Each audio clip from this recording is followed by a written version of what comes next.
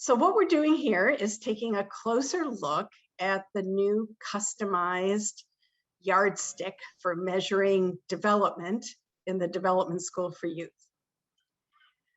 The task was to create a formalized version of what DSY means when we say we develop youth. So what are the specific ways in which young people are growing? How do we get at that and that's happening? What are the right questions to ask young people in reporting on their growth? What are things that people can actually observe that indicate a particular area of growth? And importantly, can we show that these different areas of growth are coherent and related to one another, and that they could reasonably and validly be said to compose a larger construct that we could call overall development? The process by which we came up with the answers to those questions was truly collaborative.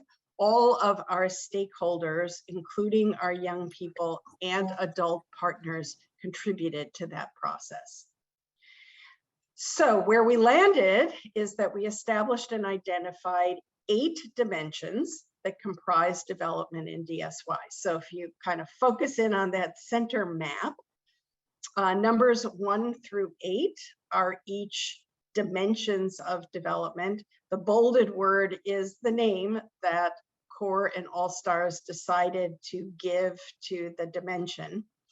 And the quoted phrase below each dimension is an example of what can be reported on, for example, by a young person about that development dimension. And all of these indicators, these quotes actually appear on the youth survey that we ultimately used. So one of our dimensions was, growth dimensions was appreciation, and a question that appeared on the survey for young people to reflect on was rating themselves as to, in most every situation, I'm the type of person who values the effort that people put into things, and to comment and share where they think they're at in terms of that situation. So again, we wanted a yardstick and outcomes that were a close fit with the goals of the DSY. How DSY thinks about development and thinks about actually developmental priorities for young people in the program. And as I've mentioned earlier, kind of the broad category of that is social and relational know-how. So all of the dimensions here, 1 through 8, are aspects of that larger idea, having to do with relating to others, navigating professional settings, and engaging with the world. In terms of this being a developmental priority, our thinking, developed over years on this, is that young people who are growing up in places of poverty, and in comparison to young people growing up in places of privilege, the former often experience a lot of isolation and lack of access to certain kinds of experiences that would build up these social and relational muscles, so to speak. So the DSY program jumps into that development gap and focuses on building strengths in these areas. So growth in these 8 areas of sort of relational, social relational areas are DSY's expected outcomes. This seems like something that if anyone is in development of any nature, if they're in career development, or if we have new people within an organization who are looking to climb the corporate ladder, these are the kinds of developmental skills that they need to master in order to play well in the sandbox, to be able to deal with people who are of different backgrounds as it relates to diversity, inclusion, and equity. It helps you become a better person if you just realize that we talk about learning being continuous, but development should also be continuous. And so how do we get people into the mindset of always moving beyond where they are, which helps us across many different spectrums? start saying, I can see speaking to a group of students. Mhm. And then, because I'm telling them that I'm not telling you what to think. I just want to make sure that you are thinking. So Yeah. I'm not telling you how to develop. I just want to make sure that you are developing. And here are some areas, 8 areas I think that we should focus on Yeah.